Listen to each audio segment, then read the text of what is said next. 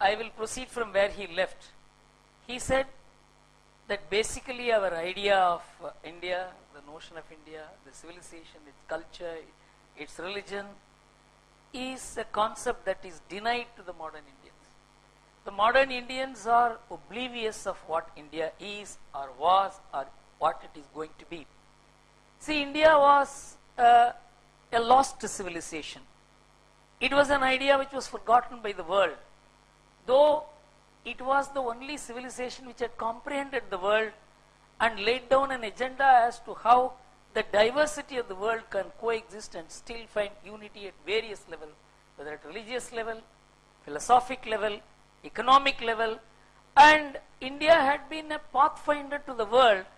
And when Angus Madison wrote his economic history of the world in the year 2001 and said, for 1500 years from the 1st century AD to the 15th century, India was the leading economic powerhouse of the world with its GDP crossing 33 to 35% throughout.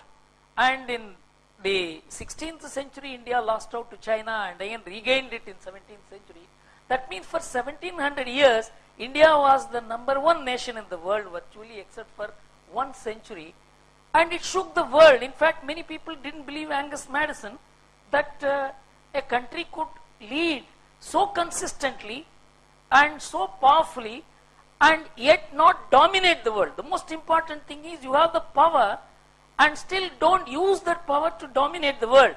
This is one civilization which never sent out a soldier to conquer anybody and to rule.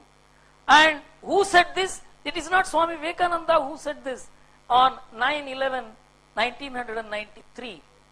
It is the Chinese ambassador to America who said in the year 1400 that here is a civilization which never sent out a soldier to conquer China, but ruled China mentally, religiously, psychologically, and philosophically for 2000 years. So, the capacity of India to influence the world without force, without use of power, whether it is political or economic or even cultural, has been a demonstrated power.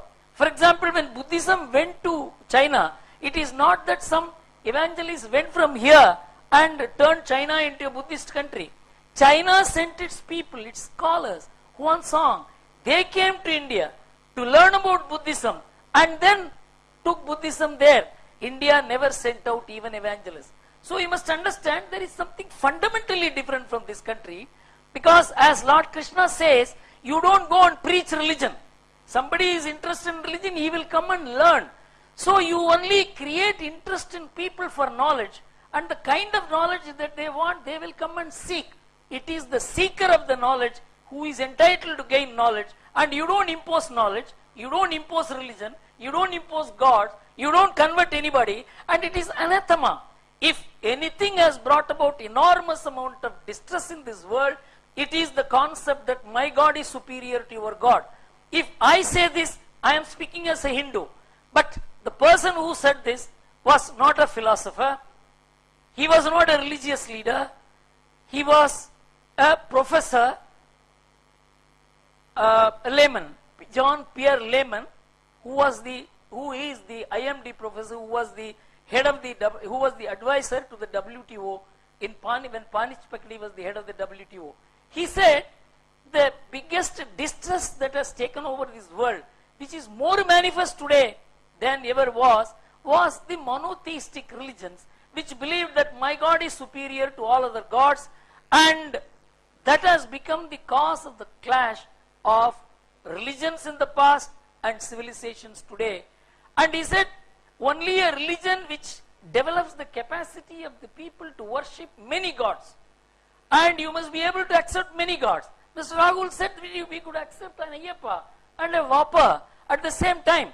Anywhere you go, you can find anybody in India going to any place of worship, and you can see millions and millions of Hindus going to this Nagore Dargah, which is a Muslim monument, and you can see them going to this Velankani. It makes no difference to them, because this is a culture which has reared respect for all gods. In fact, Mr. Rahul said that in 1910 we had about 22 crore people, 20 crore people. But the number of gods we had is 33 crore gods. We had more gods than the number of population, the number of people worshipping. And we were comfortable with these gods. And we made peace between gods. We made gods marry each other and see that there was no dispute between gods. And that is why we could create religious peace. But the single God religions, I am very sorry to say, because single God religions will have to correct themselves. And my God is superior, your God is inferior, your God is false, my book is correct, your book is wrong. This has exterminated nations. This exterminated civilizations. And Pierre Lemon says, in this era of globalization, if global trade, global economics, global interaction has to survive, if they have to make an impact on this world for the overall development of the world, you need a social fabric. You need a religious idea. You need a philosophic platform on which you can make people work together, think together, despite all the differences. The capacity to digest differences, the capacity to overcome the effect of differences, the capacity to make people feel that there is a higher unity that is operating beyond all that one sees and feels. That is the way that our philosophers, our great saints and seers have shown. You know, one Christian scholar came to the Shringeri Shankaracharya, Chandrasekharendra Bharati. This conversation took place about 60 years ago. And he wanted to become a Hindu. And you can see there is a book printed of the dialogue between them. That man wants to become the Hindu. He says, don't become a Hindu. You be a good Christian. Your religion has enormous amount of capacity to lift you to the level of attaining God, seeing God, feeling God, attaining God. Why should you want to become a Hindu? This is the approach of this nation. You be truthful to your religion. You read your book well. You understand your people well. It is not that my book is superior. Unless you read my book, you are a kafir or you are a heathen. This is what has destroyed the world. If today there is a talk about civilizational clashes, if there is a talk about the world getting into more and more terror, it is because of two reasons. One, my religion is superior, my God is superior, and you have to accept it. And if you don't accept it, then we have a battle. Swami Vivekananda said in those days that whether your God is superior or my God is superior, let us have a boxing match to decide who is superior. And that has now become an issue of war. It has become an issue of terror. And there is another God called modernity. Modernity says, I am right, everybody else is wrong. You must dress like me, you must speak like me, you must read like me, you must speak in English like me. And if you don't do that, you are inferior. We have that way demonstrated that there are two classes of people. The people who understand modernity and are quote unquote modern, and others who are unmodern, anti-modern, and who are out of tune with times, and they have to be, and they were exterminated. You know, in America, the number of Native Americans who were exterminated by diverse means was estimated at one point as 140 million, and that has now virtually crossed to 200 million. People were exterminated only on the basis that you are not fit to live in a modern world. Modern world is what I define as the modern world. So monotheism and modern world share the same character, and that is the cause of the problem. And we are now not veiling people, as Mr. Rahul said, that our culture and civilization are spread throughout the world. In fact, an IAFS officer has written a book that how in the villages of Vietnam, even today, there are Vedic Pandits who are reciting the same Vedas which our Vedic Pandits recite here. There is absolutely no connection between them except cosmic connections. Vedas were never reduced into books except in the times of Krishna Deva Raya. It was all oral tradition, the musical pattern, the whole idea of song or music as the method of transmitting from one generation to the other knowledge of a kind which could never be grasped by any material means was demonstrated by the Vedas. And in this country today, all this was placed at a discount in the last 200 years. We brought in an education system which said that you have to become un-Indian, non-Indian, anti-Indian, and then only you can understand the world, you handle the world. And we began distancing ourselves from our own moorings, our culture, our traditions, and we began discarding this as irrelevant and which will not aid our own development. This is the extent to which we were alienated from our own self, our own soul, our own parents, our own forefathers. Swami Vivekananda said that when you are educated in the modern model, you consider that your father was a next door neighbor to brutes. This is how you were taught about how to value your own heritage. Now, India is in a very different position. It's a rising political power today. It's a military power today. There are researches which show by 2025, India will be the third largest power. And powers like Russia, Germany, France, UK will all become regional in character. India will have about 14% of global power. China will have 16% of global power. And America will have a share of 18% of global power. This is the study by the CIA. So we are not going to be, we are talking about our poverty, we have talked about illiteracy. There is poverty in India. India is not poor. There is illiteracy in India. India is not illiterate. We are equating the country with its faults. America has all kinds of problems. There is a 51% single parent families in America, where father and the mother do not lead the family. The father and the mother do not coexist. Unwed mothers, 33% of the pregnant women are unwed, sometimes school-going children. There are crashes attached to schools.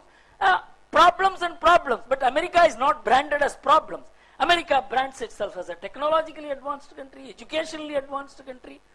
And the branding of any country is not based on poverty. Yes, poverty is there. Which country poverty is not there? 7% of the Americans take free food. Food tickets are sold to them. The below poverty line Americans are about 9% today. It is economic crisis has led to these results. But we have been told to brand India through the negative ideas about India, the problems of India. Instead of seeing it problems of India, we have begun seeing India itself as a problem. And now there is a very different idea emerging about India, outside India, and that has to percolate and penetrate into India. And the finest example I can give is the latest study of Goldman Sachs about what India is going to be in the next 20 years. They say that India will be the drive of the world. Paper number 187, Goldman Sachs, you must download it from internet and read. It says that India will be generating a savings of 40% of GDP consistently from now to 2026. And the amount of annual savings that India will be generating from 2016 will be equal to $800 billion, which is equal to all the bank advances of all the banks in India today. And it says that India will be spending $1.7 trillion on infrastructure, for which it will not be importing even $1 as foreign investment, because India will not need it. And this $1.7 trillion infrastructure investment will drive the economy of the world. You know what is the reason for this? It is the cultural foundation of India which is the reason for this. India was sought to be converted into a consumerist society, a plan that completely failed. India has brought about its own economic model. It was told that you can never develop without foreign investment. We have developed without foreign investments. We are on the course to achieve something great without any need for foreign investment. The entire Indian economy developed with 1.5% foreign investment into India. 98.5% of the investment was generated by Indians themselves. Nobody thought India was capable of generating resources to this extent. The entire thing is because of the balanced lifestyle to which we have been introduced by our seers, our saints, our religion, our culture, our society. And I spoke in Sunny Valley in America, a speech which is there on the YouTube, you can go into. It says Indian economy is basically feminine in character. Indian society is feminine in character. Indian culture is feminine in character. Indian politics is feminine in character. And that is why even today non-aggressiveness permeates the Indian viewpoint. And that is why in India, we did not have a war model to destroy the world. One of the reasons which Rahul mentioned, that we did not dominate the world because we didn't develop even a regular army. You know, in our war rules, we were so humane, as A.L. Basham says, no civilization produced such great rules of war that if somebody said, I cannot fight you, you cannot consider him as your enemy. If somebody is wounded, you cannot consider him as the enemy. If somebody turned his back, you cannot hit him. A man on the wars cannot fight with a man on the street. You know, these were all the noble rules of war. A king who won, he could not grab the kingdom of the other person. He has to restore him back. If that man doesn't want to take, you must find a cousin of him. If that person also doesn't want to take, you must go to the people and ask who will protect your culture, tell us, and that man will have to be appointed as the king. Such rules of war, such rules of statecraft, such rules of nation building existed nowhere. Between a barbarian culture which invaded us, barbarian army and politics which invaded us, with this kind of noble thoughts, noble methods, noble warfare, noble politics, you were nowhere. And so we lost because of nobility, and this we must understand. And we are in a position to demonstrate this nobility, make it a winner. And everybody thought noble and grand civilizations and sober civilizations will never succeed. Now there is a chance for India to prove that being noble, being good, being sober can be a winner, because we have been a winner for 1700 years in succession, and we lost out for 2 centuries for no fault of ours. Just because we were good, we lost out. And being good is going to be the most important claim to global leadership, and India is on way to becoming a global leader, and you are all going to be part of that India. We were part of the India, we were demeaned, derided, debranded. You are going to be the leader of India, part of India which is being branded differently, and you are going to enjoy that India, that power, that moral power, that sober power. And I am extremely happy I am addressing the future Indians who are going to enjoy that power. Thank you very much.